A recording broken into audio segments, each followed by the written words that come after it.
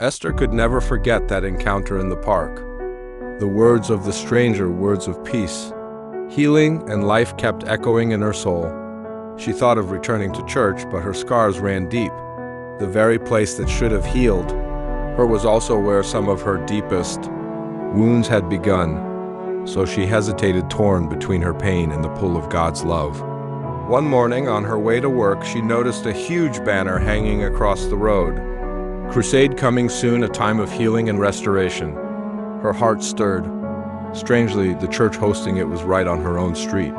2 days later, she saw cars lined up, people flooding into the church. Something inside her longed to go, almost as if drawn by invisible hands. She parked her car, walked in, and slipped into the crowd. The atmosphere was electric. People worshipped with such passion that Esther felt her walls slowly crumbling. She found a seat and lifted her voice with the others. For the first time in years, she felt at home, at peace. Then came the moment. The guest speaker was introduced. Esther froze. Her heart nearly stopped. It was him, the man who left her at the altar 10 years ago. The wound she thought she buried came rushing back like a flood. She wanted to escape, but the church was packed. Fear rose, anger boiled, and yet right then she heard that same sweet, familiar voice she had once heard in the park. Trust me. Peace swept over her trembling heart, and she stayed. When he spoke, the words pierced her soul. His sermon was about forgiveness.